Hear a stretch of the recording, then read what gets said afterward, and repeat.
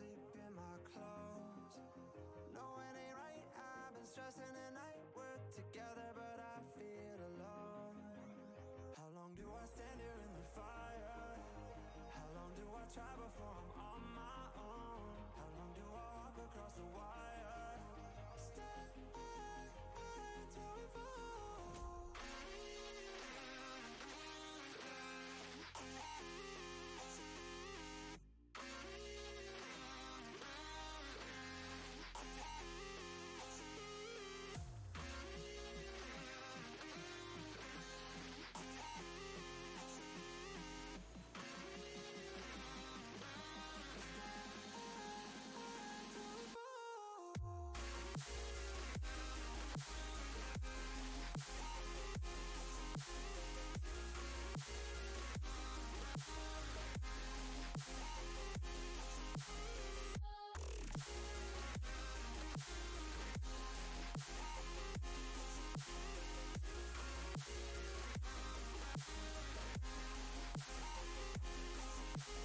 We don't know how to act. We get chaotic and say things we wanna take back. Is there a reason that we're still together? How long do we stand here?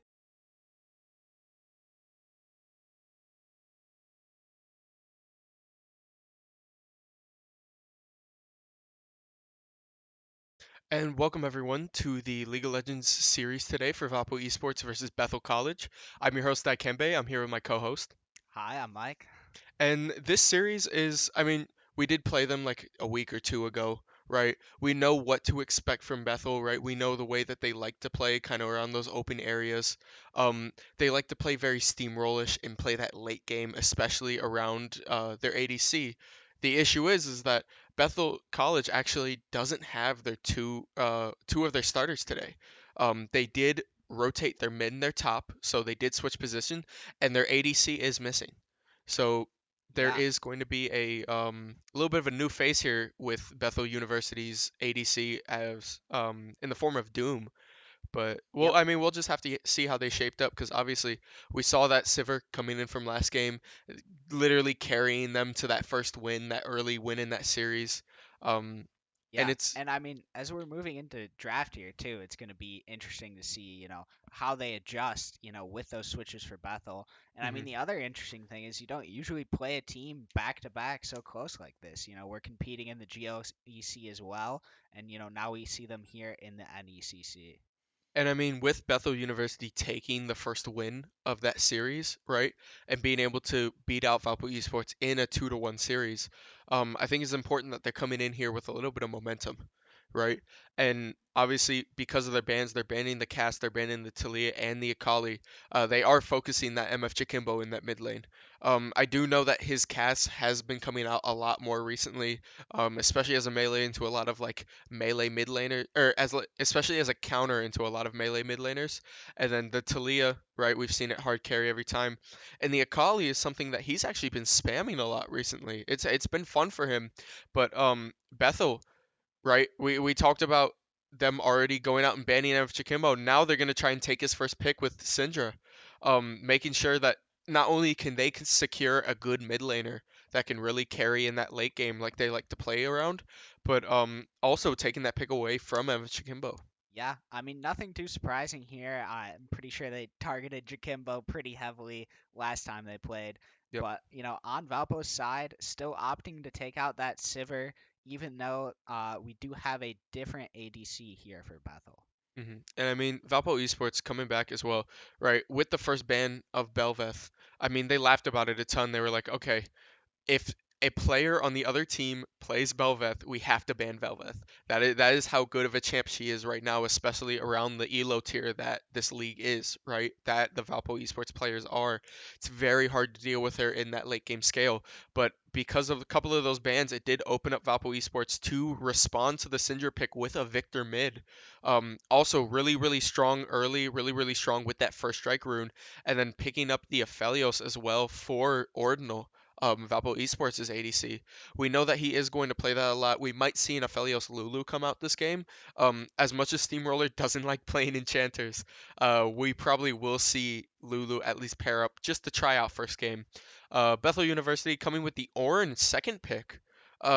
Electing to just get their top lane out early, right? Obviously, we talked about the switch, right? Their mid laner is now playing that top, so maybe in a little bit less of a comfortable position for him. So hey, let's get this pick out now. Let's get the players that are returning from Bethel their first picks. Let's get them priority, and Yeah. then And I mean, I guess, with the Orin and top, it is interesting because I thought, he might have targeted something that can, flex in both lanes, something like, an Akali or a Silas. But, mhm, I think Orin is like one of those, good blind picks that's, not going to be too aggressive and it's just all around solid for him playing in that top lane. definitely. I mean, we saw that Bethel picked up their top, their mid, and their ADC. So Valpo Esports is gonna like probably ban out their support here.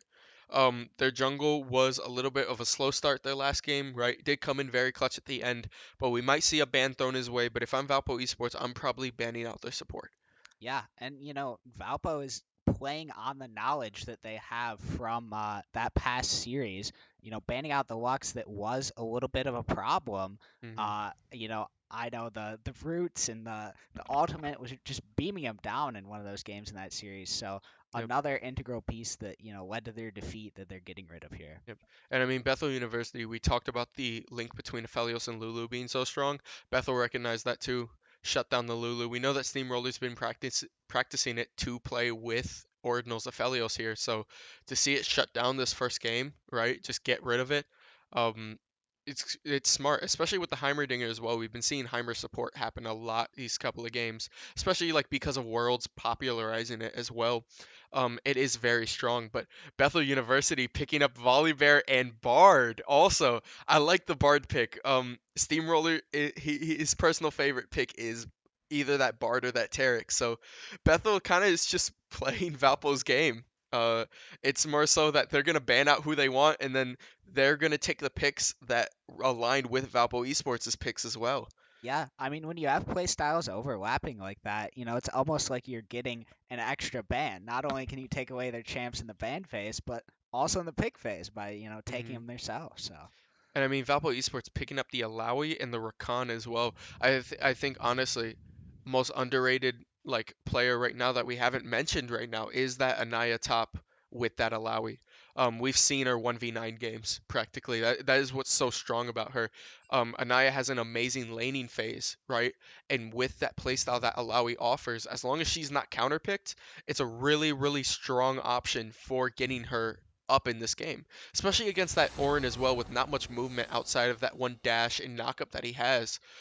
Being able to get around that and then putting your tentacles down, forcing Orin to get out of place to take those tentacles out, it's a really, really good pick for Alawi.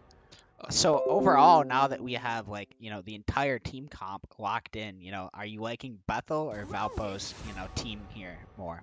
I think that I do like Valpo Esports' team a little bit better. Um, my main reasoning behind that is it's a little bit more of a flex. I feel like you have a mix of engage with the or you have a mix of engage with the Rakan, with the Nunu and Willem Snowball, right?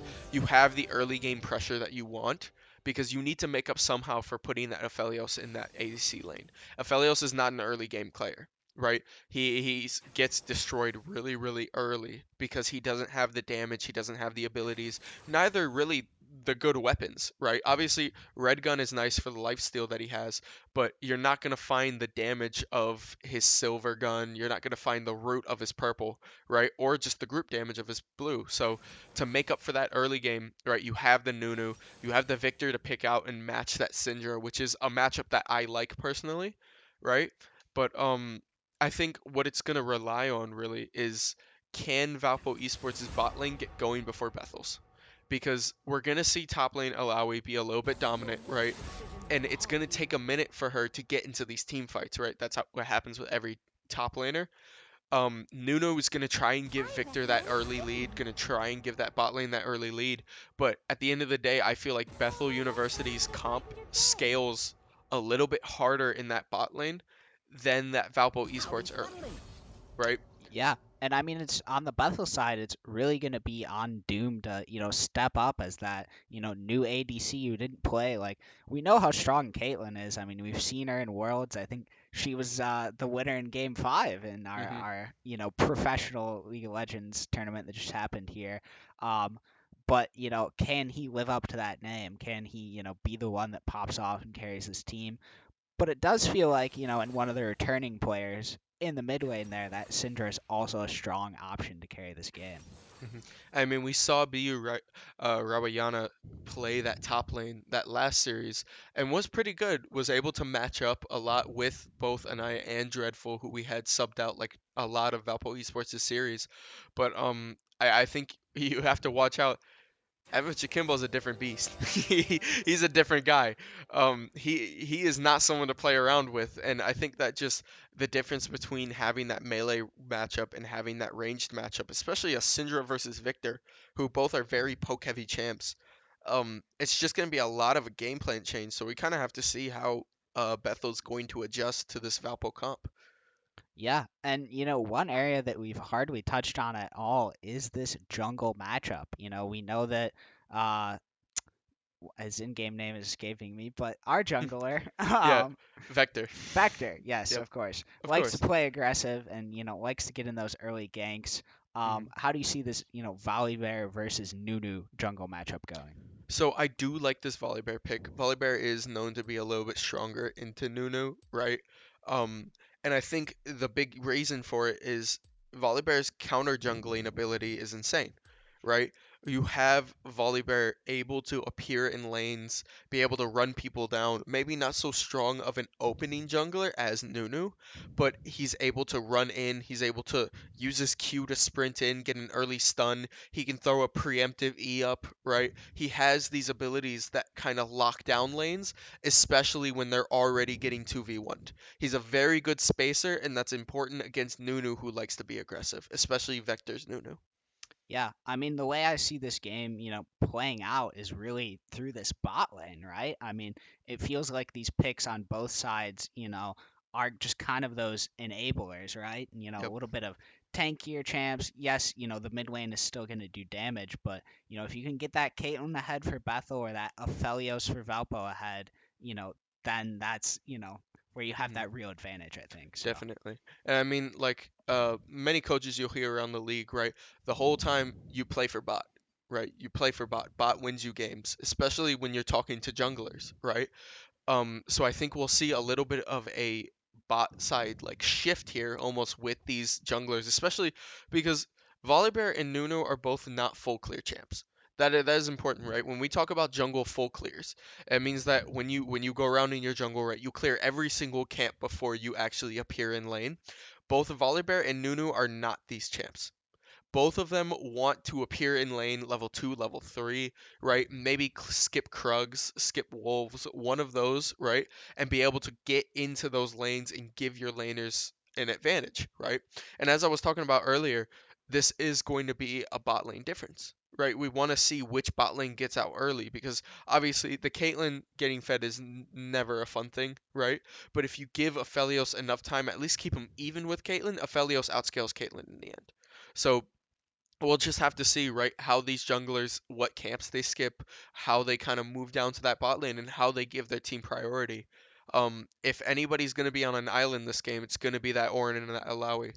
So I think, I mean, obviously, we haven't seen TK Rop play top lane, right?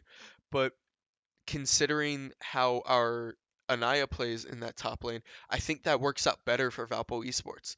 Putting her on that island is kind of where she thrives, right? She's really, really good at keeping that prio in that lane and keeping that pressure on. That a lot of the times, even here in the casting, we just kind of sit back and watch, Yeah. right?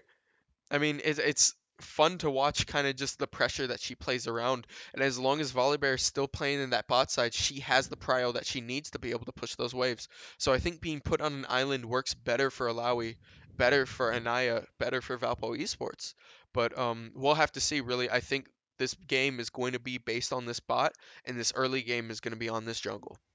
Yeah, and I mean, we're about to jump into it. Finally got rid of our spectator delay here, but It's going to be exciting. Valpo, looking for a little bit of revenge, trying to, learn from this matchup. And heck, there's even a chance that they see Bethel for a third time this Yep. weekend at our LAN event that we're going to. So not the opening round matchup, but if we get past Mount Union, there's a good chance we see them again. So No, yeah. lot of experience with this matchup for everyone. So.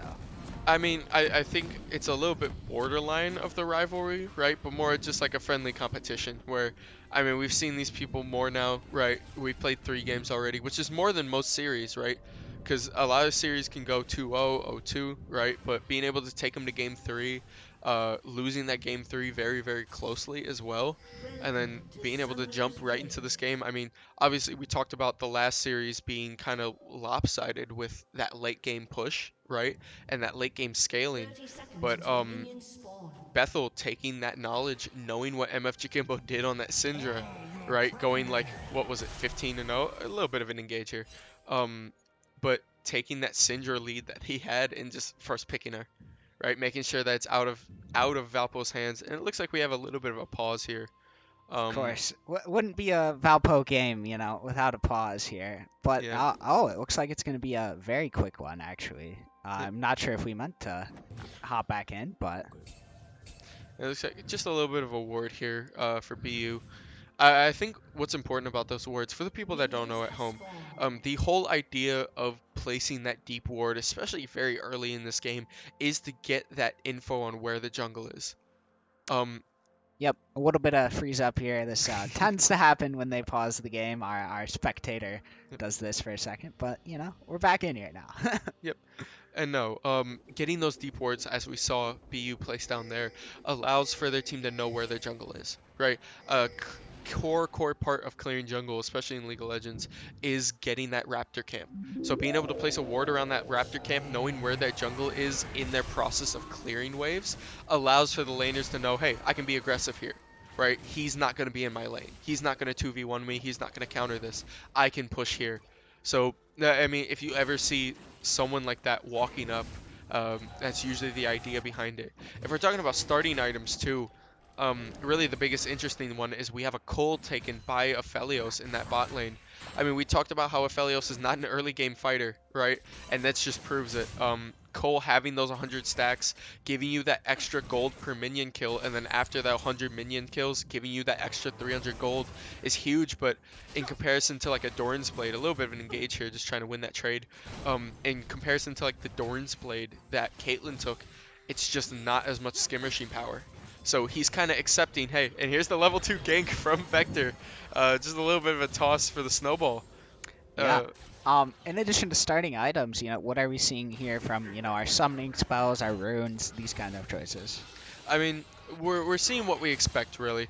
The only different change-up I think we're seeing is that MF Jakimbo go over with the Aerie instead of the Syndra First Strike, because if we're looking at this lane, right, there's a little bit of a knock up here. Level 3 hitting on that Syndra fast.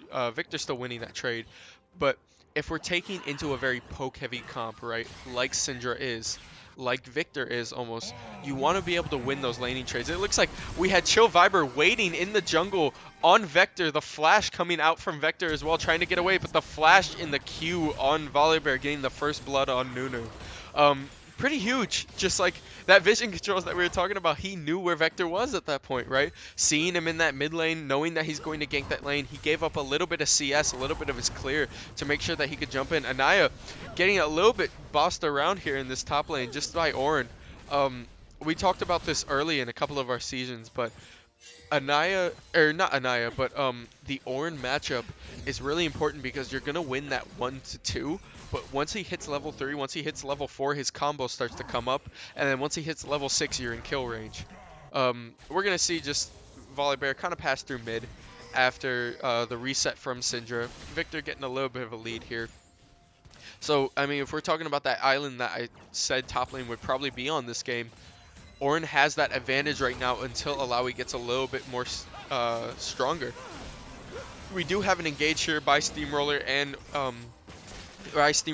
Ordinal. Sorry about that, folks. with Bard, but we also have a Nunu snowball coming down to this bot lane, hitting up on that Bard, being able to knock him up. The flash coming out and the E coming out as well, but Vector being able to root him from the wall. Bard still stunning. The knock up by Steamroller as well, the knockdown. Maybe looking for a Q root. There it is. Trying to get this kill on Kato, but I mean, as we saw with that cold start, you just don't have enough damage right now.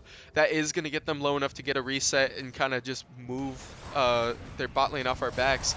And here it looks like we have a counter gank from top lane as well. Volibear going up and being able to secure the kill on Anaya.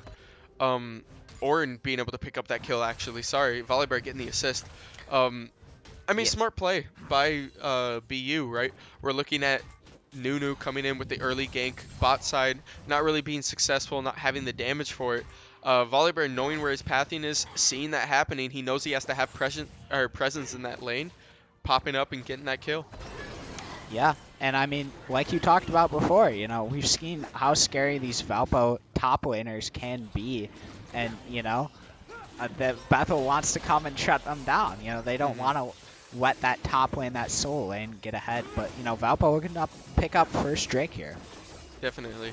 I think that the back isn't all that bad for Anaya anyway, because she is going to be able to pick up the Spellblade, right? Getting that extra attack damage off of the next attack off of her ability is huge for Alawi, right? Spellblade, it's like Alawi, Fiora, Camille, and Gangplank, right? Those are like the big four champs when it comes to that Spellblade.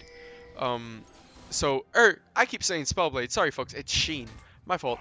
But seeing that Sheen, we do have the flash from MF Chikimbo to get away from the gank Volibear mid lane. Volibear showing a lot of presence in this lane right now, being pretty successful with his ganks as well. Vector not really having the same success, but looking to just pick it up a little bit. I mean, I don't think this lead is like really that scary. You know, yes, you have 2 kills for Bethel, but you know, we talked about how much this Aphelios does play for the late game, right? So Yep. Victor kind of too is another one of those late game champions. So I think, you know, Valpo is still in a pretty good spot here. And I mean, we just have to be worried. We might have a knock up here by Doom. Doom getting caught out a little bit early here. Also, Ordinal having Silver Gun as well, that extra damage that you see from being close. The heal coming out from Doom. Looks like Steamroller might not be able to get the knock up there as well, but Volibear, here he comes to try and counter this push up. The Q coming out, Steamroller being able to dash away from the E, but the root coming down on Ordinal. The heal and flash as well, being able to get out with just a little bit of health. Overall, Bethel getting out with the better trade on that one.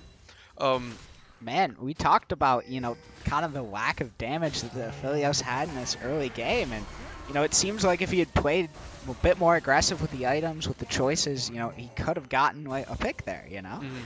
And I think, honestly, it's not the worst thing in the world that he did go with the Cole, right? Because you want that late game scaling. Obviously, he has the priority, but I mean, picking that priority up, it comes with the downside of not being able to win those early fights, right? And you talked about, right, with Valpo not really being scared of this kind of lead. Obviously, only a 0.2 gold lead right now, right? Valpo not really being scared, not only just because it's a small, like, minute difference, but because of the champions that they chose. And I think that it's important. Valpo has to play not really for a lead in this early game, but just so that they don't run away with it, right? Because if they give them too much of a lead, obviously you can't get back from that. But even then, even more than what they want, right? Even more than the lead that they want to give. Oh, we might have a bot lane up top here. It was an 8-minute rotation for this Rift Herald by Bethel. Really well played. Obviously, getting that, having Volibear visit to that bot lane, giving their bot lane recall so that at 8 minutes they can come and set up. Really, really well played by Bethel. And it looks like they're probably just going to get this uncontested. I really don't see Valpo Esports running in here. I don't think it's worth it. And it looks like, yeah, they're just going to try and take some plates, take some towers. Bethel picking up the gold from that as well. Yeah, and, you know, sorry to interrupt, but, course, you know, kind of to zoom out and, you know, take a big picture look at this game.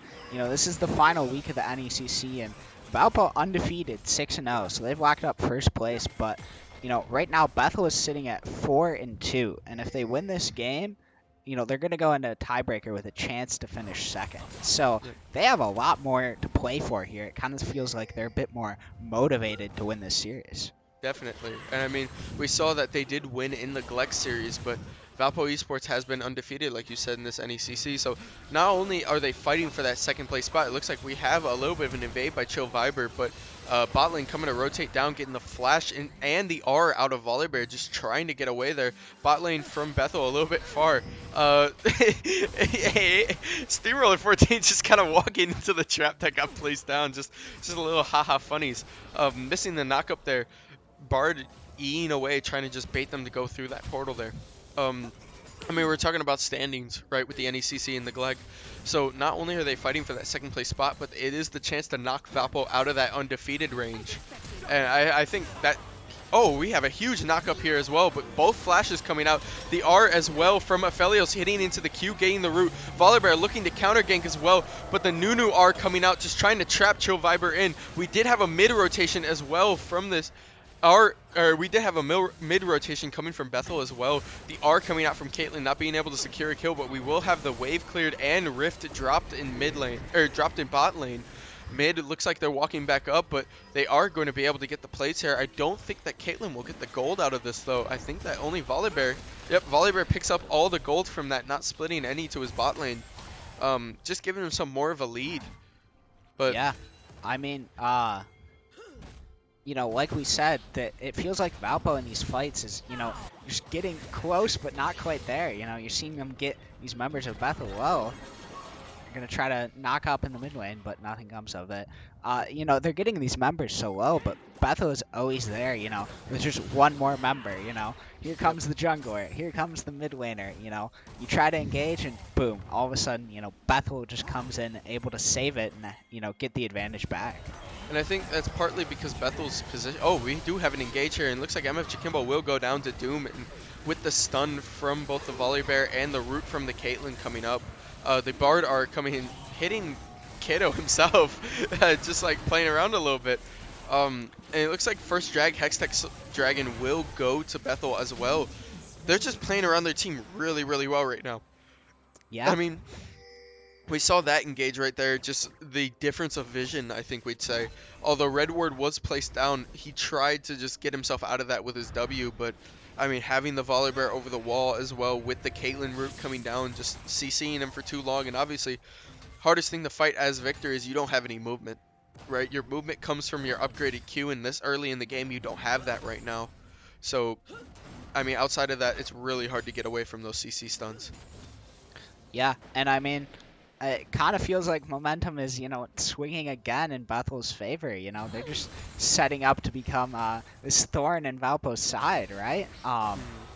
And it's like, you know, you get the second Drake, you've gotten the Rift Herald, you've gotten the 3 kills, you know, so everything is just kind of going Bethel's way. Valpo's going to need to find an opening or a good team fight here to kind of get things back under control.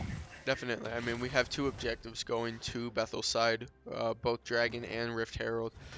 We do have a gold lead in the bot lane right now, especially with the kill on that Caitlyn. I mean, if we're breaking it down by lanes, right, we do have a jungle lead as well in gold, and we're going to have another gank down here as well. Steamroller looking for another knockup on Doom. Just getting hit with a snowball under tower, but it's not going to really amount to much as Kato comes back in. Volibear is topside stealing Vector's Krugs right now as well, just trying to take advantage of that. The stun coming out and hitting Steamroller, trying to win that trade there, but Cerebrum and that Flamethrower is stopping him. I mean, if we're talking about lane by lane, right, there is a slight gold lead in this top lane by Anaya with that CS diff that he has, even with the kill lead. For people that don't know, kill is around like 28 CS, right? 25 CS, around that kind of gold. It fluctuates over time, right? As minions get worth more or worth less, etc., etc. But having that gold lead right now early, obviously having that Divine Sunderer, but with the jungle lead, it makes it a lot harder for Valpo to scale because Volibear is going to have a lot more of a presence on this map, as we've been seeing. Mid laner, kind of just both zoning out here. You do have the assist from Syndra, but even in and out with a little bit more CS on Victor's side, especially Victor now having that upgraded E. Huge Bard Q there, and a little bit of an emo, just kind of playing around. Yeah. I mean, you know, as we break down these lanes, you know, it does kind of seem like top lane, you know, is our best lane, and I feel like you gotta kind of look to Anaya when this next team fight comes down. How is she going to be able to impact the fight? hmm I think we are looking at Anaya, but also I want to take a peek at that mid lane too. We see Vector picking up the Leandries instead of the usual Ludens. Usually with, oh, we do have the R come out from Kato, but not being able to hit the Q as well. It looks like we have 3 people. The flash on MF Jakimbo from Volibear, the stun as well, trying to get him. He's under tower. Vector trying to get this kill as well. And that one last turret shot almost killing him, but the shield from his E stopping that death. A lot Oh of my people being, word. I'm gonna sound like a broken record, but look at the HP on these Bethel players, yeah. man. I mean, hey, let's call it calculated, right? That was a really, really nice shield at the very end by Volibear. A lot of flashes going out there. I think what we're seeing right now is Volibear using that lead that he has in that jungle, using that turbo chem tank that he has, that speed boost, right?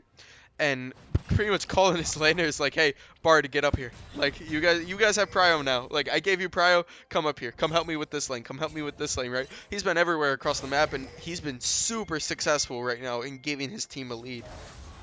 Yeah, and it just comes down to, matchup knowledge. You talk about a team that, hasn't played Valpo before, they're not going to know or expect, that MF Jakimbo pop-off that we talk about. But, clearly Bethel knows, and they've targeted him, 0-2 in this mid lane now. And I mean, we're seeing now Valpo's got to make a change somewhere, and it looks like they're trying to make the change now, electing to try and fight over this Rift Herald. Just kind of securing. We do have Anaya back in this fight as well. We're seeing the pull, being able to knock out all of that damage there, but the smite coming out by Vector, being able to pick up that Rift Herald as well. Winning that fight, being able to push BU, but BU, Volibear is going to get that speed boost from that Turbo Chem Tank and that Q, getting Rakan to flash over that wall, wasting that flash. I mean, no harm, no foul, but Rift Herald going to Valpo, so overall, net positive for them, but we do have to see them start getting on the board with these kills here, especially with that Infernal Drake going over to them. With that increased ability power and that AD that they have, they really need to start chipping people. I mean, if we're talking about, I tried to mention the Leandries earlier from that Victor. Usually you want to go that Ludens because it has that burst potential, right? That increased damage on that first ability attack that goes on cooldown. But with the Leandries, I think the idea that he has in his head right now is we have a pretty tanky comp from Bethel. And there's a huge kill on that Bard as well. We saw that tanky coming out, the R coming out from Cerebrum as well, or from the R gun as well. BU kind of being trapped in this fight here, and MF Jakimbo picking up another kill. Darkseal proccing, getting 4 stacks on it now. And, I mean, like we said, they needed to start getting on the board. They're getting on the board now. They're starting to light up, especially around these team fights. Yeah, I mean, Bethel picks up their second Drake, but, at what cost? You give Jakimbo those 2 kills, he's now got that 200 gold bounty, and, he's starting to build up for the late game. Yep. I mean, you see the Darkseal taken on Vector and on the Victor, right? Vector and Victor. But both of those being snowballing items, right? Obviously, the more kills, the more assists that you get. They stack, they give you more AP, and eventually you can upgrade that to get more and more AP, right? These kind of snowballing comps that we're looking for. It looks like Valpo Esports is playing into that, right? We saw the Cole give that extra 300 gold. And now Aphelios, even though he is down 1 kill, up about like 20 CS, also has full mythic and boots over this Caitlyn, which is way more than just 1 kill. So Yep. we're seeing that gold lead that they looked for, right? Although they lost out on a couple of those kills early game, it's starting to scale up for them, and this is what they were looking for. We are going to have the Rift Herald summon this mid lane. Mid tower going down off of this as well. Bard just saving it as well. A great R from Bard, and it looks like they're going to be forced to fight over this Rift Herald. That is going to save them. Steamroller getting stunned and ignited as well, having a W out. The R coming out from Victor. Huge on Katoni from Bethel, being able to ult and make that turret invulnerable before that Rift Herald starts. For people that don't know, you can make turrets invulnerable, right? Just like we saw Bard did there with Bard ult. Just like Volibear, when he R's on a tower, it becomes in stasis, right? And it's not allowed to attack or take damage or anything. That's how Bard ult works. So being able to throw it on that tower right before that Rift Herald procs, and that Rift Herald damage is not going out, stopping that turret from going down. Yep. So quick note for our viewers at home, we've got the names mixed up at the top here, so we're gonna see if we can fix that. Sorry if this is a little bit of an intrusion here, real quick. So Yep, no worries. I mean, we had our objective fight, so people are going back. They're farming a little bit now. Just a little bit of a change, but I mean, a couple of pings coming out as well. Looks like we're trying to group up here around this mid, just trying to rotate around, especially considering that now that Valpo has that gold lead that they were looking for. A couple of shutdowns on their side as well from Naya and from MFG Kimbo in that mid lane. You have to be worried, like, what does Bethel do now to change up? Because they had that early game lead. Now that that early game lead is a little bit down, what is your game plan fighting into these mythics, right? yeah, and I see our chatters saying here, oh, I thought we were winning. Still we're down on kills, but we've gotten a pretty decent gold lead here, so Yep. technically we're kind of in the driver's seat. So I mean, we talk about it a lot, especially as like league casters. Biggest stat that you want to pay attention to when it comes to team momentum is that gold lead, right? That gold lead is the reason that you get items. It's the scaling that you have. We're gonna see a Bard in this top lane just trying to give Orin a little bit of space so that he can farm. Gold is just the difference between what buys you a mythic, right? What gives you that passive from that mythic, and what gets you just like a component, right? Because I would much rather have a Gale Force with the dash that it has and the execute that it has, outside of like a Noon Quiver and the like crit strike that it gives, right? Do you want the passive abilities of those mythics, and that comes from gold. That's why gold lead is so essential right now. I mean, granted, for our League of Legends enjoyers out there, it's not really going to be much. We do have the Zanyas come out from Rawayana because Victor is able to catch him out and get that stun, but just doing too much burst damage there, being able to finish him off. Yep, a little bit of a fight in the top lane, but so much HP on this Orin, it is tough to bring him down. But Definitely. back in the bot lane, we saw the pick from MF Jakimbo. He now accounts for all 3 of Valpo's kills, and man, he is starting to get scary on this Victor. Yep. I mean, it is starting to get dangerous. We saw right there Syndra being caught out of place a little bit, not really being able to do much. Just kind of forced to pop that stopwatch and then hope for the best. Right, and we are going to see Drag come up. That kill and that Syndra in that bot lane was pretty essential because now that opens up for Valpo to take this pretty unevenly. But, I mean, BU is not going to let that slide. They are going to go for a quick Baron here. It looks like Valpo did pick up on it with the ward that they had. They are going to be forced off. Chill Viber popping the Turbo Chemtech, running down with the Q. The knockup coming from Rakan as well. Dashing in, Chill Viber going down with half health.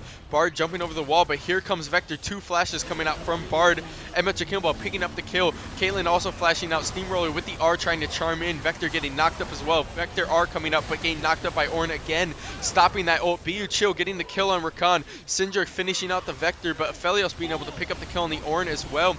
Anaya getting a huge R, being able to kill 2 as well with the slap up. Emma Chikimbo still running in a little bit low on mana though, having to be careful as Syndra is starting to get dangerous. The flash from Anaya trying to get in that W range, missing the E there, missing the Q, being forced to back up. That was exactly what Valpo needed. They pick up the Dragon, they stop the Baron take from Bethel, and they pick up 4 kills, only giving up 2 of their own. I think it was rough for Bethel right there as they overextended a little bit. I mean, we saw the Turbo Chem Tank pop out, which gave the move speed to that Volibear. The Q also on the move speed as well, trying to get that stun on Rakan. But, I mean, Rakan is fast. Rakan's able to W away. He was able to walk away and then W back in and buy enough time for his team that was at drag to rotate in. I feel like with that overextension that Bethel had, it really just stopped them from winning that fight. Right, and giving Valpo really all of those positives. I mean, we saw as well Anaya's tentacles come out, being able to hit that R, getting those spawned tentacles in, just like practically deleting that Volibear, and then the almost like Kobe shot from the side, being able to slap down on Caitlyn in the backline as well.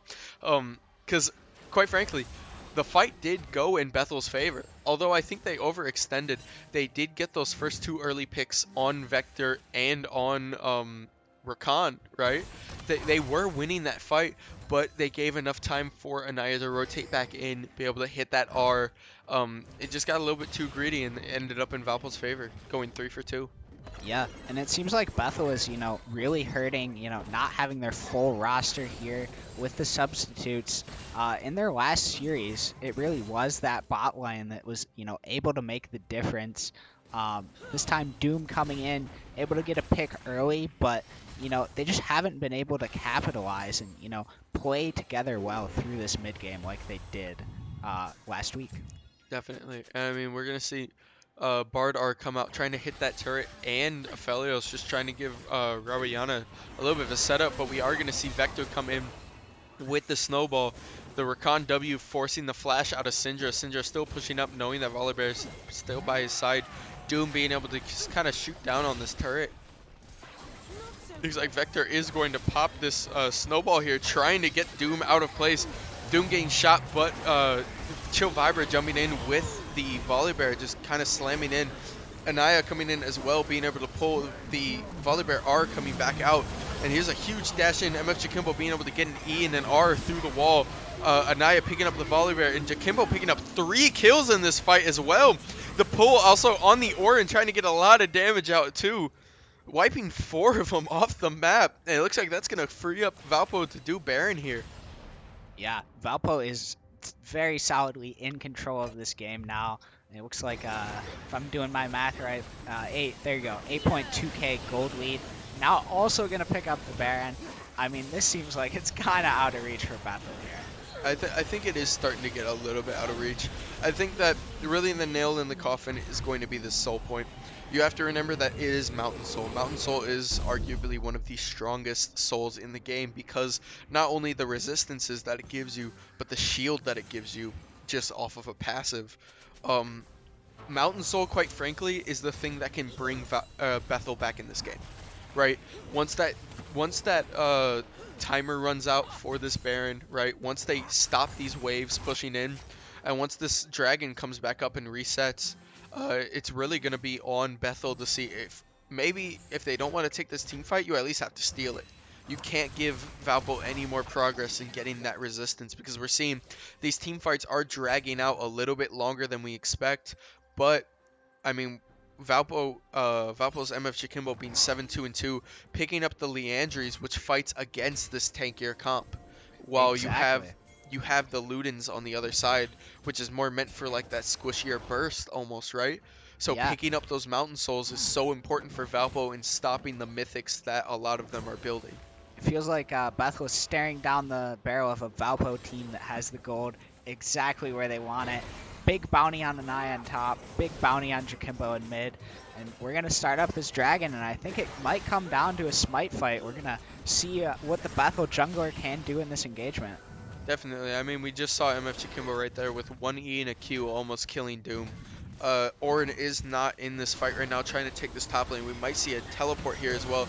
MF Jakimbo kind of walking up, Chill Viber walking in, but Rakan being able to jump up on him as well, get that knock up, the stun from the W as well from MF Jakimbo, and we're seeing that move speed that he gets from that Q, be able to run these people down. This might be a double kill here, almost a triple kill as well if he can get that. Anaya being able to jump in and secure that kill as well on Bard.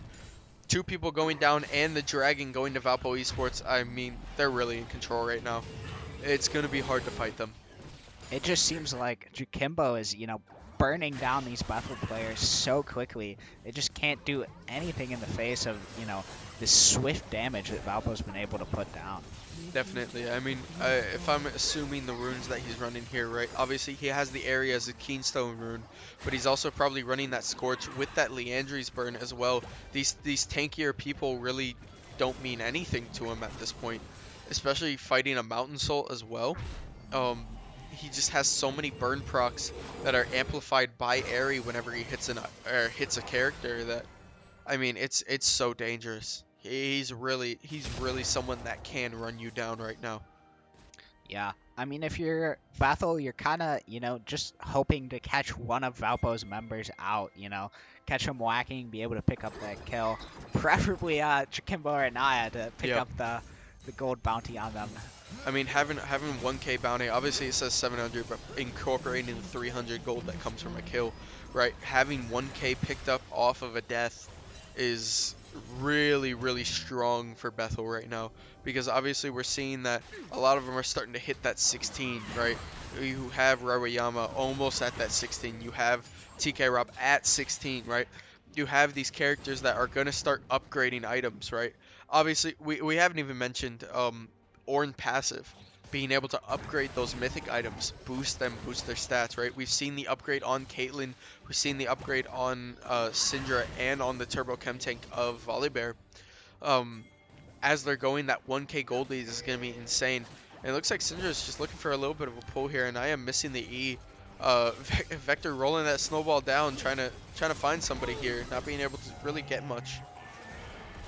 And I think that I mean, if you're Bethel, what's the opener, right? What are you looking to hit to be able to get into this? you need a pick. You really need a pick here. I mean, these team fights that we're seeing right here are not that great for them. The Bard are coming out, hitting both of the bot laners, stopping a lot of that damage, but we're seeing Anaya and Victor just kind of keep everybody at like a very arm's distance. We're playing very COVID safe in this game here, because nobody seems to be within 6 feet of MF Chikimbo. He just keeps he keeps E'ing away, he keeps dropping that R down and having it follow.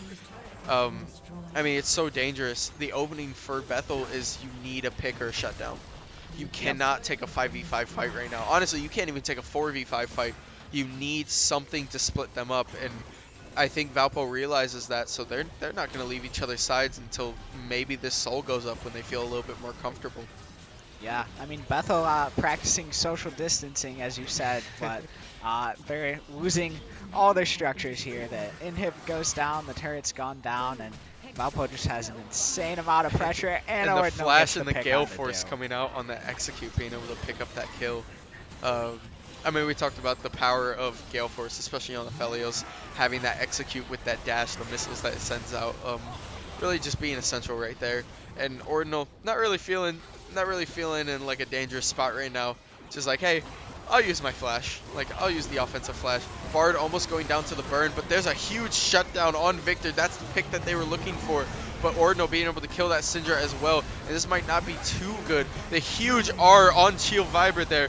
Being able to pick up Steamroller. And Naya just under the tower taking it. Just kind of slapping around their team. Trying to get a couple of kills here, but probably going to get over pushed here. Ordinal and Vector still taking turrets. Not really worried about fighting. Using Anaya. Opening up the Nexus. While that fight did go well for BU, I mean, I don't think Valpo really cares. Yeah, I mean, it almost looks like, didn't Bard have to protect the Nexus there just for Bethel to keep the game going here? So, a little bit of an overextension by Valpo, but I mean, they're just on the very edge of this victory. It's just going to take a little more time after that. I think the issue is that Bethel does have a chance to contest this dragon up here, because Anaya won't be up for another 20 seconds. We are going to see the drag come up in about like 7 seconds here. And I'm not sure what's happened here. We do have a little bit. Yeah, I mean, League Client is League Client. Who right? knows? Who knows what it's doing? But we're here. Yeah. Well, I mean, we're back. It looks like Bethel won't contest this. I was gonna say that Bethel did have a chance to contest this, knowing that Anaya is down for another 20 seconds. But with MS Chikimbo up, I really don't think it's worth it. Mountain Soul going over to Valpo. Bard almost getting caught out here with that the gate through the wall.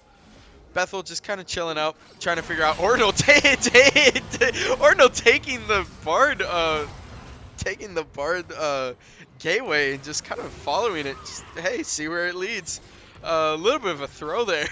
They could have probably just ended here if Ordinal was up, but looks like they are going to have to wait a little bit. But Anaya is up now again. We are going to see the Q through the stun on Rakan coming through that jungle.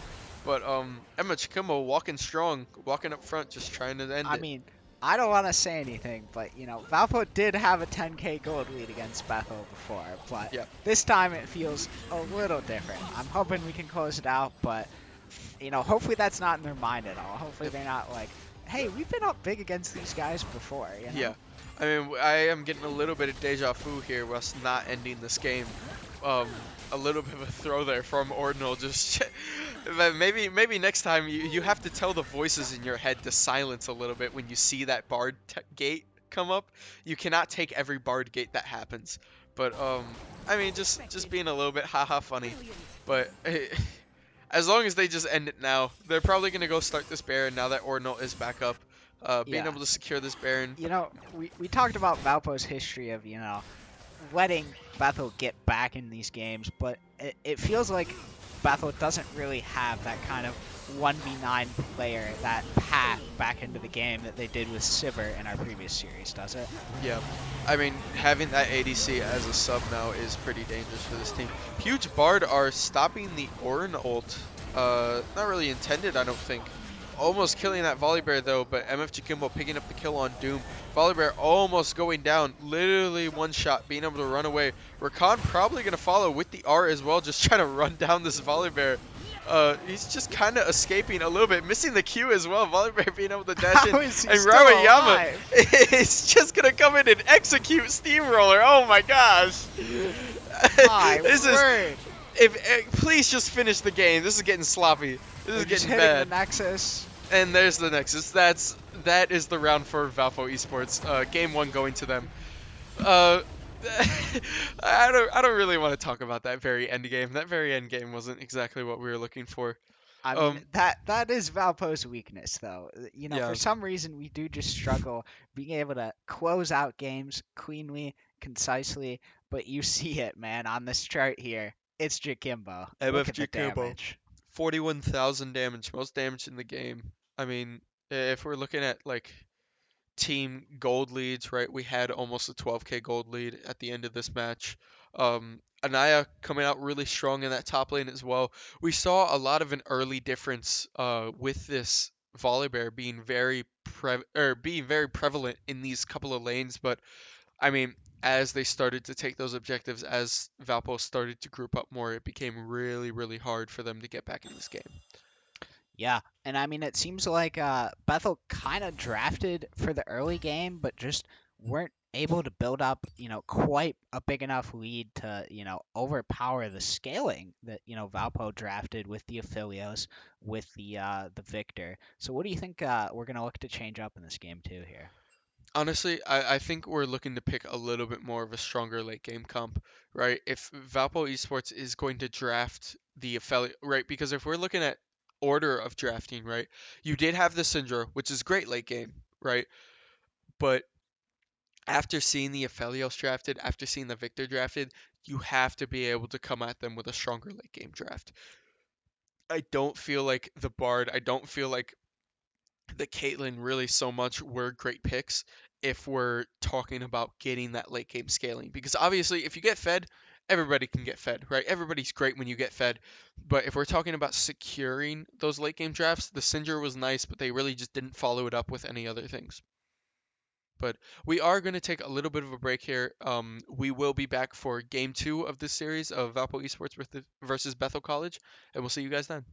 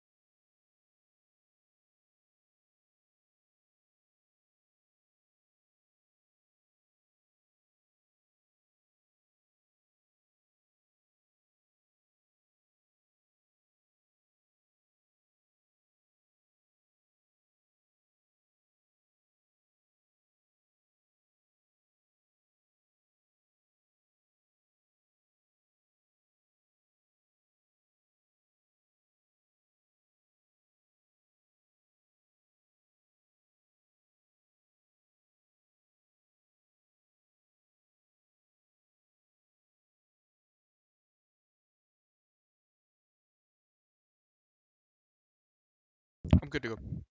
All right. And welcome back, everyone, to Game 2 of Valpo Esports versus Bethel College.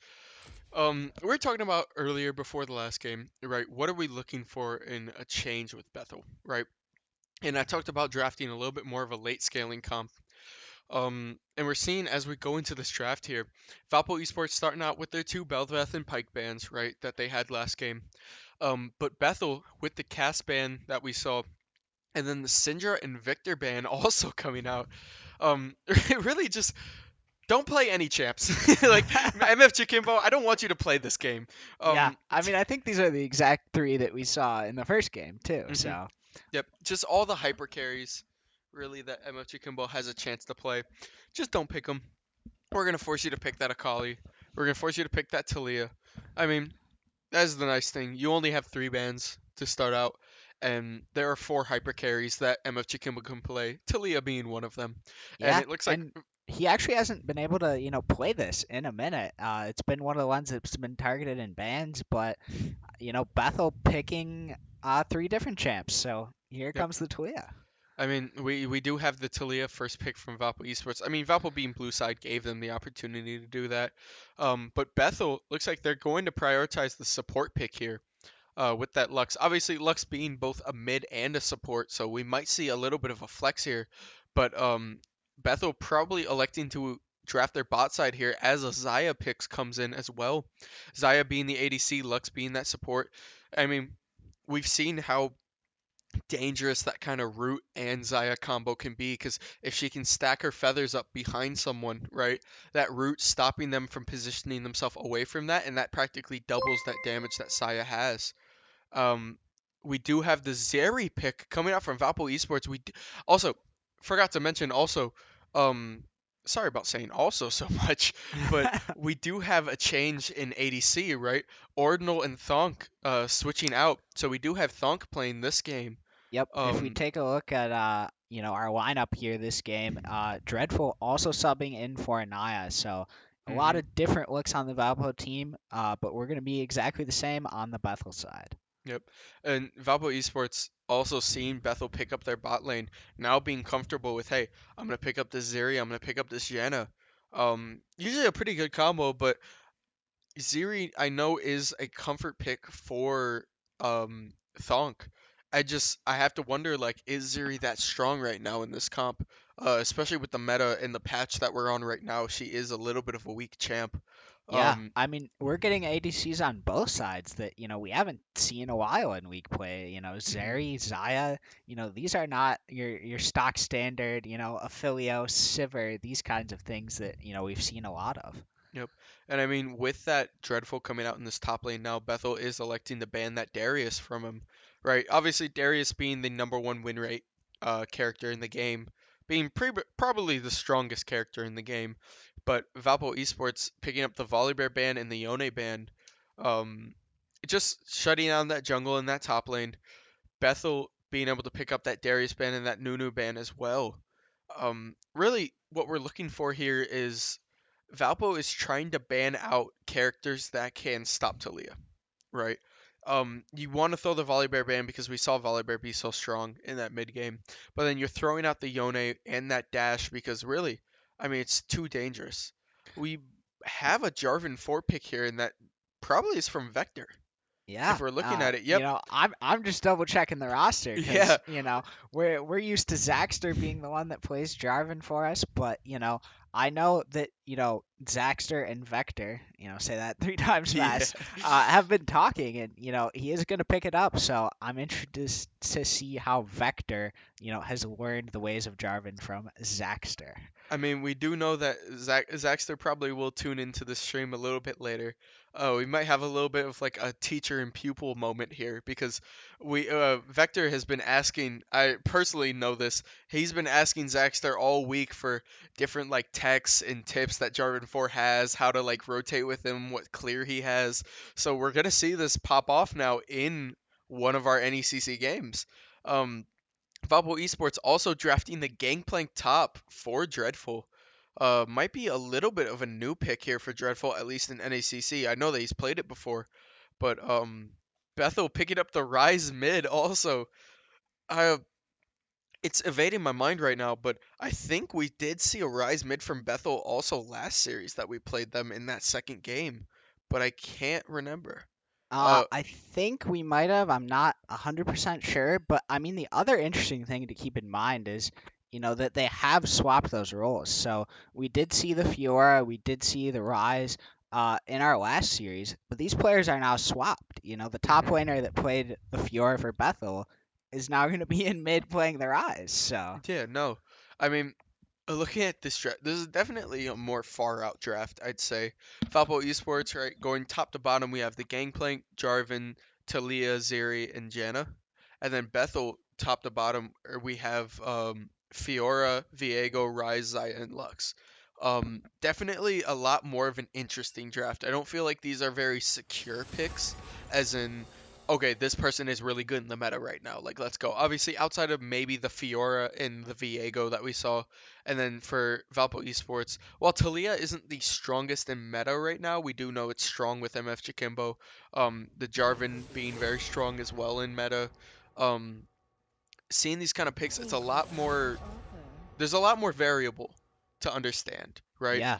I mean, I know I see someone in chat over here saying, I wish Bethel, had their ADC in. Obviously, we do too, but I Yep. think it is interesting the Zaya pick.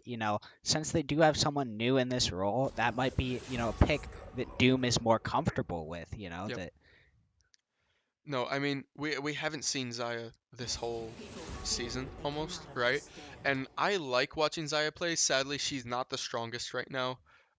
Especially because a lot of her utility can be done by better champs. But if I'm Bethel right now, especially throwing Doom into this position, right? A lot of big like shoes to fill, filling that last ADC role. I think it's important you give him a comfort pick, right? You give him someone that he's comfortable with, you know he can perform with, and Zaya may be just that, right? And then obviously picking the Lux too, which is another good pick for that support. We saw that Lux be really dangerous in our last series. Yeah, I mean, I believe that we banned out the Lux in our second bans in the first game today, but Yep, we knew that it could come out, and they end up, first picking it in this draft. So that's definitely, a key to their game, something they want to play around here. definitely. I mean, if we're talking overall drafts, right? Last draft I really liked Valpo's kind of idea that they were going for. But if we're talking, this is really just like a comfort pick draft. I feel like there's not really a strong team comp here, right? Because we know that the Zeri Janna works together, right? But we don't know how that really correlates with the Jarvan. Same with Gangplank, same with Talia, right? Like, and it goes vice versa also. We don't know how Talia works with the Gangplank, right? Maybe with the Jarvan ult we see that, but kind of the combos that Valpo has is a little bit scuffed. So I think that it's really going to be if they can communicate together, that's going to be where their combos come from rather than, all right, this is built in. Like, obviously we've seen the Jarvan Misfortune ult come out before, and that's dangerous, but we don't really have that this game, other than maybe Jarvan ult Gangplank barrel. So we'll just have to see, like, hey, um, how does Valpo play around this? But because of that, if we're looking at just draft wise, I really like Bethel University's draft this time. I think that the Fiora obviously is better at playing on an island, just being that 1v1 dueler. The Viego is still really, really active, but I feel like Viego has a lot more scaling opportunity than Volibear did, so it may help out BU's jungler. Um, the Rise is gonna be the enigma here. I really can't tell you how Rise will play. Uh, Rise kind of feels like one of those characters that is, going to do really, really well or really, really bad, yep. right? I he is an unsung hero character, right?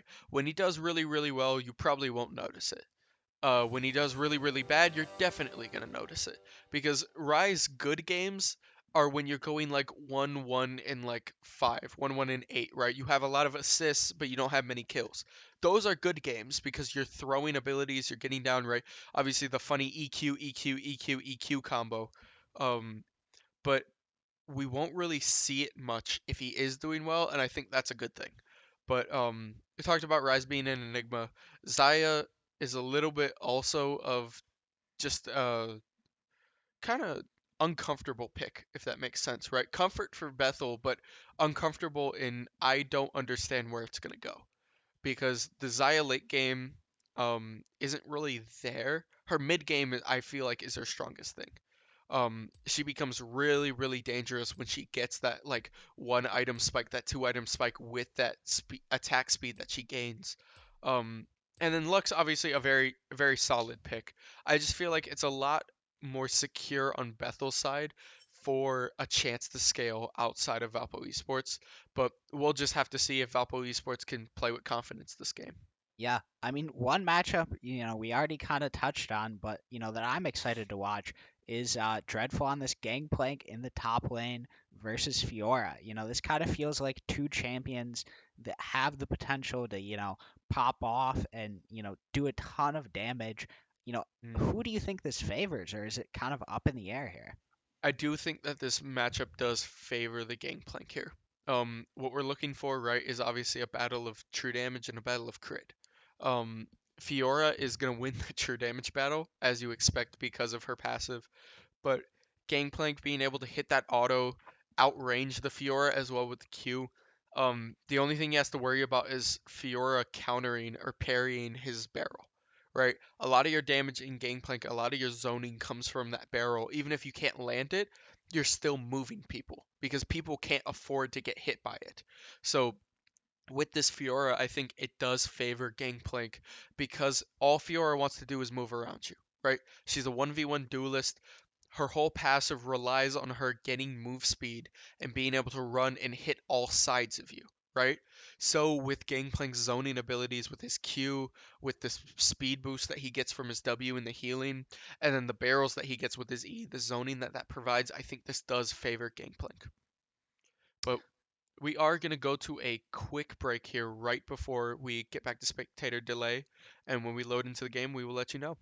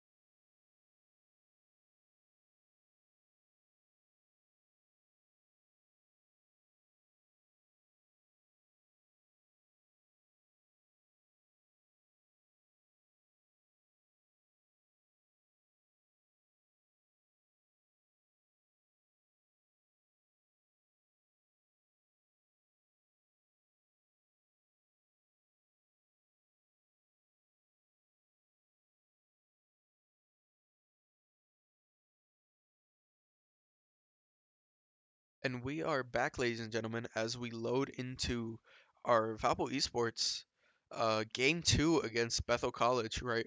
We talked about the picks being a little bit funky. Runes are really what we expect, right? You have the Glacial, you have the Lethal Tempo on the Zeri. The open spellbook MFG Kimbo likes to pick with this Talia. Especially starting that. He is starting teleport this time instead of the exhaust that we see.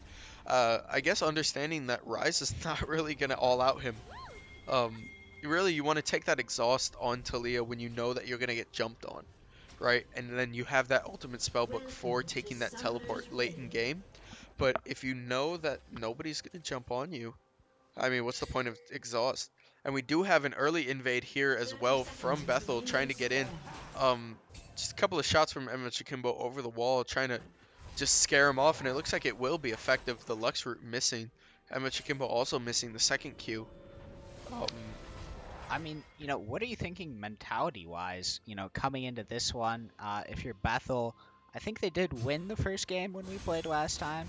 mhm. So, this time you're on the back foot, a little bit of a different position. So, what are you trying to do? Are you trying to be really aggressive and get ahead here, or is it more of, a play it safe? You're down a game, you don't want to overextend. I think that the Bethel plays really, really well in being that aggressive in that early game, right? And they play really well in kind of transitioning into that mid game.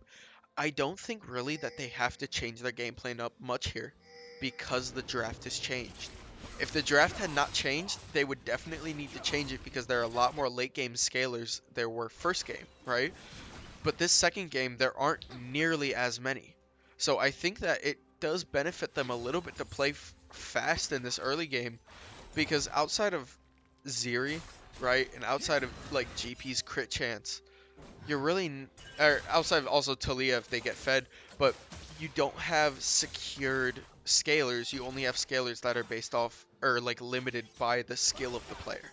Yeah, So I and I mean, you bring up the Zeri. Let's switch our focus to this bot lane. We said in the first game, play through bot lane, play through bot lane. So who do you favor here to get ahead between the Xayah and the Zeri? I mean, I really like the Xayah Lux combo. I think obviously Zeri is another character that really isn't going to do much damage early game. As you do see the Longsword to try and make up for that a little bit, right? Longsword giving more AD than that Doran's Blade would have. So having that more AD allows him to, or allows Thonk to skimmerish a little bit more than you would expect him to, kind of stay up, but I mean, as we saw with that first Lux route on Steamroller, combined with that Xayah feather bomb as well, it became really, really easy to get a little bit of a chip out. With this Janna pick, we haven't seen this in a minute. Talk to me about what Janna, brings to the table and can do in this bot lane. So I think that Janna is one of the harder enchanters to play by far, but she is really, really strong. Obviously, she offers a really, really nice knock-up with her Tornado. She offers a heal to her teammates. She offers also her passive, giving a speed boost for people walking towards her, or for her walking towards damaged allies. That is very, very important for a teammate or a team comp like Valpo, where a lot of your people are going to be disconnected. We are going to see a counter gank right here from by BU, getting the MF Chikimbo flash out, the W missing on MF Chikimbo being forced to back up here. Rise getting a lot of damage out. But I mean, we're talking about just seeing the Janna in action. I think her ultimate is going to be her best thing, because you're going to see the Viego hop on people. You're going to see the Fiora hop on people, and her ultimate doing a lot of healing in an area and being able to knock enemies out of that area as well is going to be crucial for keeping people off the backs of Valpo. Yeah, and I mean, you see early on, the junglers on both sides kind of on the same page, both ending up mid lane, both knowing how much MF Jacimbo impacted that last game and, trying to set the tone there, and now they're both hovering towards bot side, so very much an even matchup there. And we're going to see a lot of chip here on this Rise. Going down to really just one empowered Q range. We're gonna see the Jarvan come down and the knock up on this Lux as well. The flash coming out, Steamroller Q knocking up the Glaciate, and looks like Catoni is just going to accept the death here. Vector almost going down the exhaust, but the first blood going to Xayah, and the flash coming out. Really, really well played by Bethel. Valpo Esports just kind of forgetting where they're going. The root as well coming out on this Ziri. Xayah trying to push up as well. Really, really well played. It looks like Lux will try and run around this corner here. Maybe able to get out, but Talia might try and pick up this last kill here, as Catoni will get executed. And that is really, really well played by Bethel in this first fight, not giving a single kill to Valpo Esports, running out that timer of damage and being able to run under that tower and make sure nobody gets that gold. Man, that was kind of a weird fight, It felt like Valpo wasn't really on the same page, They had the advantage, but they just didn't seem to, focus on the same person and burn someone down, and, in that little lapse, they give up first blood, so. I mean, I think we saw that Vector was kind of expecting them to get that Lux, so he started walking up towards that Xayah, and as he walked up towards that Xayah, we're going to have a gank here mid as well from the Viego. Viego's just going to turn around on his W. But as he walked up for that Xayah, I think Steamroller followed him, and it kind of left Zeri, who doesn't really do much damage, alone. And we're going to have a Lux mid as well, looking for a root as well, being able to hit that root under tower. A lot of damage coming out the stun as well. MFG Kimbo slowing down, knock up under tower as well. Vector being able to pick up the kill on Viego, and a great turn. I mean, we saw the turn coming in from the bot lane. I guess he had to get it back in blood right there to just finish him up there. Yeah, we see Viego, overextending a little bit. He's got MF Kimbo low. He's greedy. He wants to get him out, but, in the end, he does give over Valpo's first kill. I mean, I think that is another miscommunication on Bethel's part this time, because obviously the Ryze and the Lux had both backed up already, seeing that Jarvan was there, but I mean, Viego was just going for that kill. We're just gonna have a little bit of farming here. Fight over Scuttle. Scuttle going to BU here. Vector just trying to walk over it. MF Kimbo also rotating down. Talia ult is now active, so we might see one come out here. A couple of chips on this Ryze trying to knock him back. Vector getting caught out, rooted, and then killed by this Viego as well. Viego getting off to a somewhat nice start here. Like you said, this has been a much better draft from Bethel, and we're already seeing it come to fruition here in the early game. Up 2 kills to 1, and it looks like they're going to be able to pick up this Drake as well. I mean, on first back as well, we saw that Valpo is now electing to go with a little bit more scaling, a little bit more gold. We saw the coal picked up by Zeri, which is usually what you want to pick up on your first back. That's pretty uniform. But MF Kimbo just walking on red side, taking that and then R'ing away, getting to the other side as well. Dreadful flashing out, just trying to get away. A Q there, trying to get that Grasp of Undying proc. Yeah, actually Dreadful didn't even use his flash. That was the Fiora flashing onto him, trying to get the kill. So yeah, my fault. No, you're good.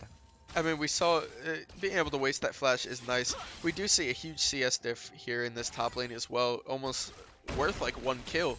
Right, we're seeing that Sheen come out from both sides, both very strong on the on the people that they have. But I mean, we're looking now, Steamroller, just a little bit of engage here. Zeri walking up, Zeri R coming out as well, but Xayah coming out too, pulling back, not being able to pick up Steamroller. Steamroller really low. The knockup and then the flash, the Viego also coming down as well, procking that W. The dodge from Thunk Senpai, kind of just kiting around a little bit, dancing around, and we're seeing really why he loves this pick. The movement speed that he has allows his mechanics to pop off, and that's one of his best things. He can move. We're seeing him glide around a little bit, which is always the fun part. We will see if he tries to check this bush. It looks like they won't, so BU will get the recalls off pretty fast here. Yeah, Valpo staying alive, but, Bethel doing a much better job in this early game.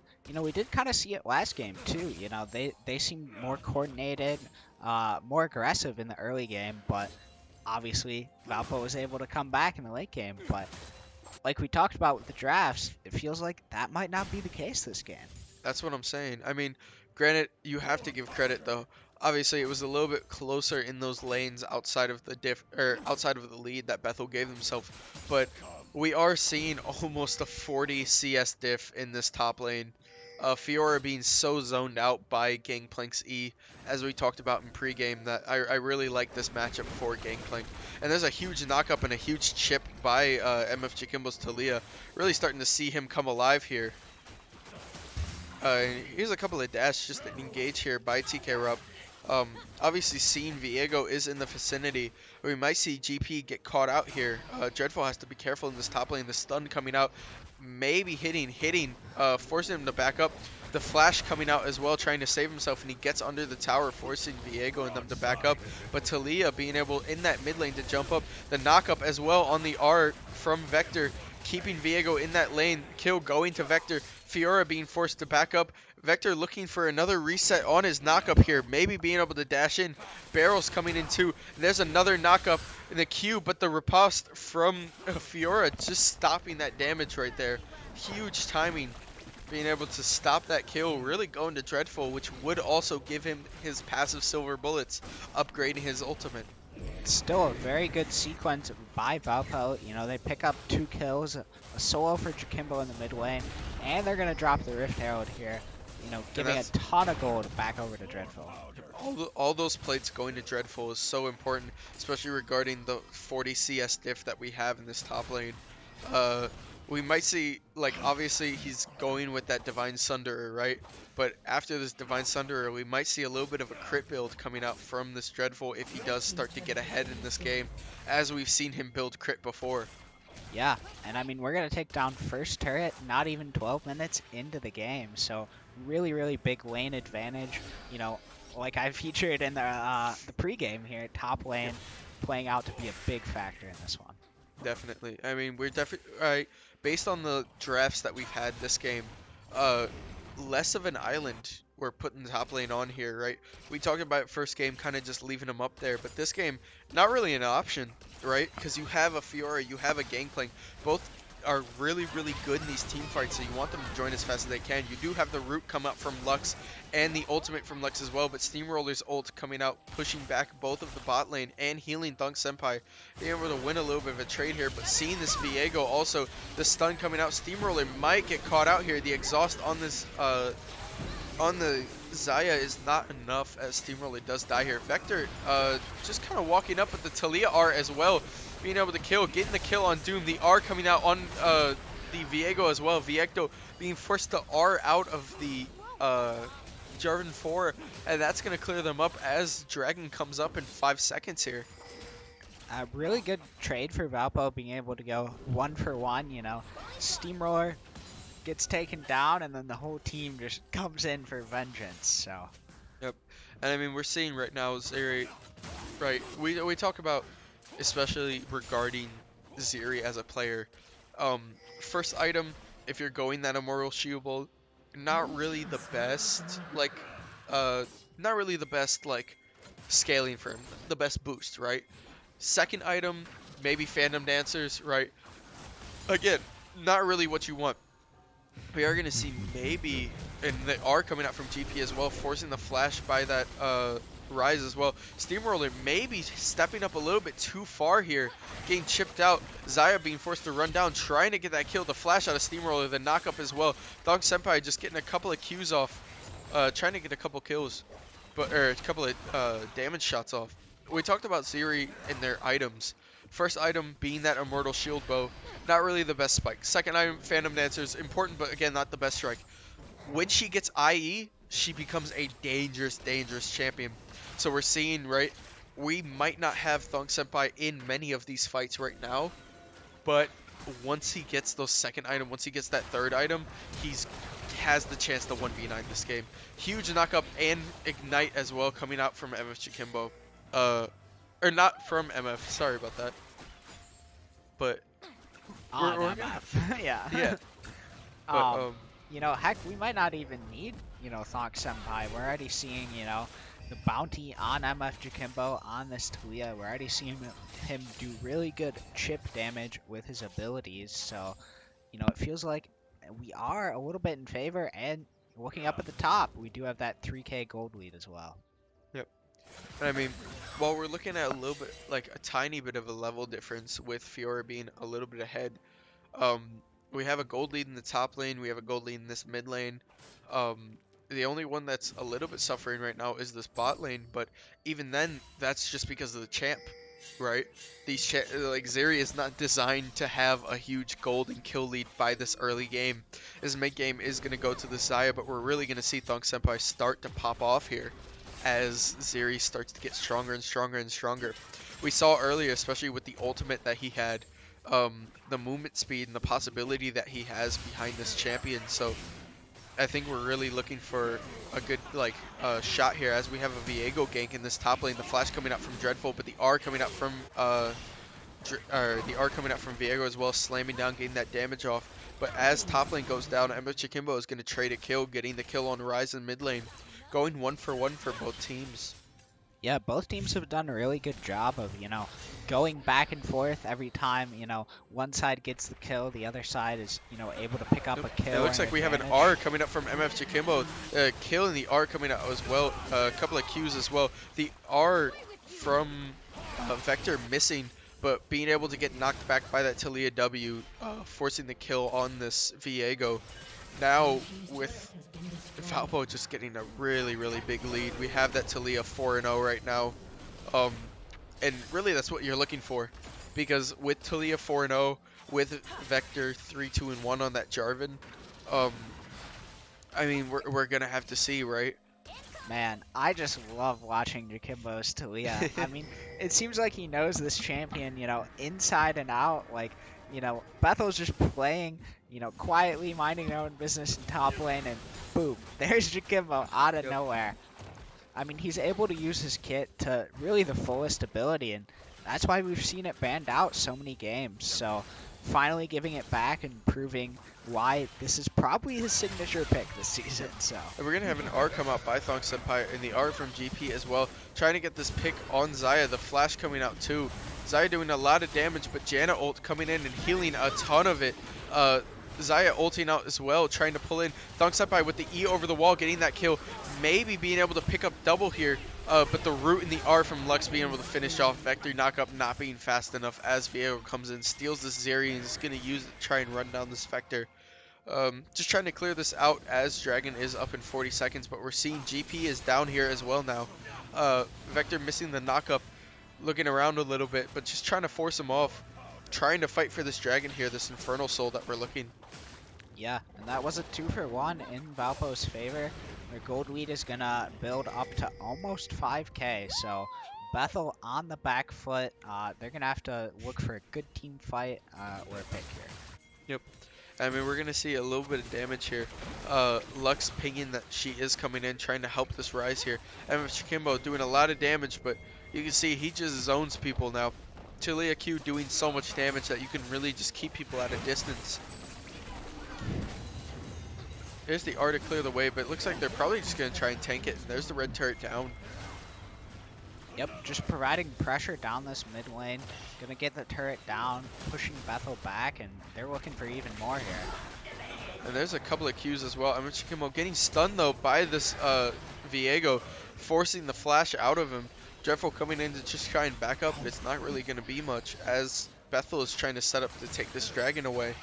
Valpo is going to elect to start this dragon. They are pinging out the Xayah that is sitting in bush here, but it matters if they're even going to pay attention to it. I think they're just going to try and play this zoning game. We might see Dreadful set up a barrel here or two in this bush, trying to catch people walking into it. Yeah, Dreadful is just zoning them out from the mid lane, and it looks like Valpo is going to be able to burn down this dragon uncontested, Really good vision by them, noticing the Xayahs in the bot lane, and, being able to set up in position for that free take. Definitely. I mean, we're just seeing they are at the right place at the right time. A lot of these fights, right? They are taking a lot of the wins from these fights as well. But, I mean, Bethel has to start looking for these objectives here. As we're seeing Viego look for the R there as well. And getting the kill on Dreadful even through the Gangplank R. Actually huge, being able to shut down there. MF Jakimbo also trying to get pushed around a little bit. The W away, just trying to zone out. Maybe a little bit overconfident there by Dreadful, but that's what we know him for. That's what we like him for, is confidence. Sometimes it doesn't play out, other times it plays out great. So. Yep. I mean, I think it's more important that he keeps that confidence in these games rather than playing safe, because Bethel College is doing what they need to do right now with that last one, which is, I was about to talk about it, fight for objectives. Right, you're going to have those objective bounties up on towers very, very soon. You're going to see these kind of objective fights.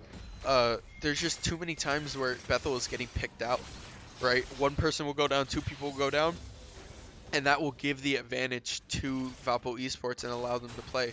But we have to be careful here. With the movement and with all the time that Zeri has spent out of range, Xayah is up 2 levels on her. So we have to be careful, like, you can't really force a fight right now for Valpo Esports without getting your team a little bit higher level, because they've spent a lot of time out of lane. And we're going to see right here, they're looking to boost that XP like we were talking about, dropping that Rift Herald bot lane, being able to chip off a lot of that tower. With Xayah, with Rise, and with Viego rotating down, Valpo Esports won't be able to take the actual tower, but the chip is really all you need for Zeri to come back up and clean it. Yep, and just kind of a quiet point in the game where we're chilling out, we're farming up. Still a little bit of time before that next dragon. The Baron is up, Yep. but maybe not strong enough to take that one on quite yet. So. I don't think yet, honestly. I think Bethel has a better chance of taking it than Valpo does if we were just going straight shots. And we're going to see here Doom here pop in.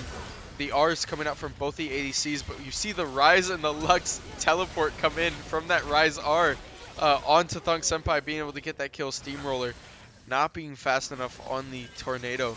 Really, really well played by Bethel, waiting for that Rise R to kind of boost both people in. A little bit funny there, but just that's what you're looking for from this Rise, right? Obviously 0-2 and 3, not really the hyper carry that you're looking for, but still offering something to the team, and that's really all you can ask for. And that's exactly what you want to do too, is, finding these Valpo members caught out alone and, being able to pick up these kills, get back in this game a little bit. Because, definitely a lead for Valpo, but it's still up in the air here. I mean, we're going to see right here. Right, we talked about Zeri not really being the strongest champ, 1 item, 2 item.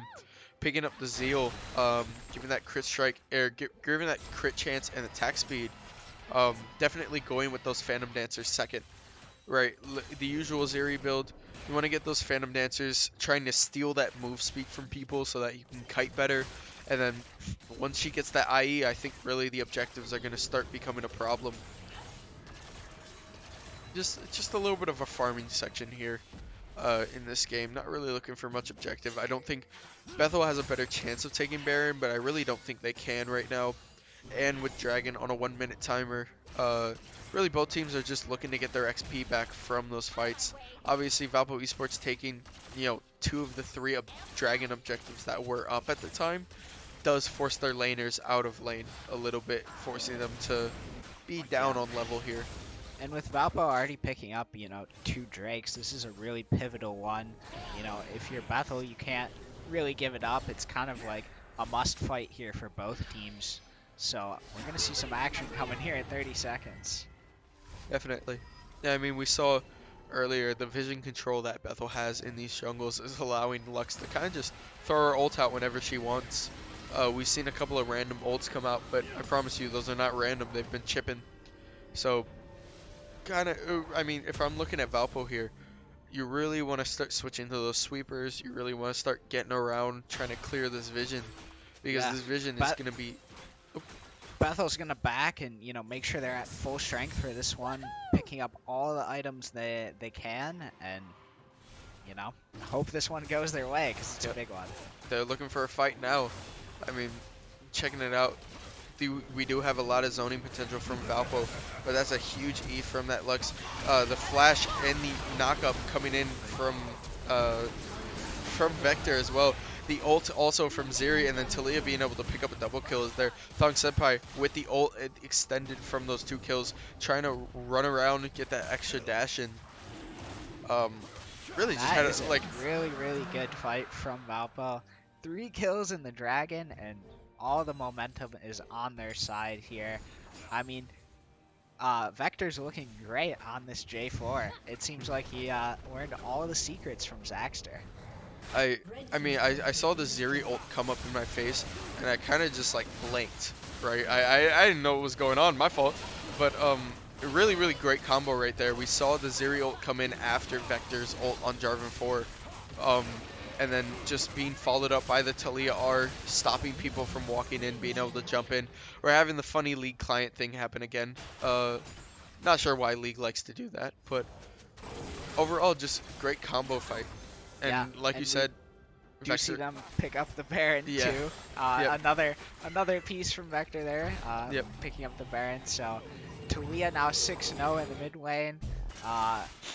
Vector is 4-2 and 4 on the J4. A lot of 4s there. So those are the 2 main players on Valpo's side here. Yeah. I mean, 4-2 and 4, 142, Jarvan 4. It's crazy. It's like 11-11. Make a wish, Literally. I wish that we win this game. That's my wish. Luckily, I think that wish will come true as we're looking at almost 8K gold lead here for Valpo Esports. Really, I think now that Ziri has those Phantom Dancers, now that she's gonna start building that crit chance for IE, start kind of like hard farming, especially against this Zaya, um, we're gonna start seeing a little bit of funny action, right? A little bit of funny gliding from the Ziri as she dashes around. Uh, Huge tornado.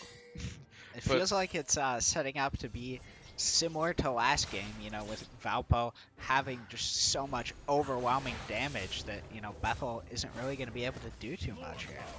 yep.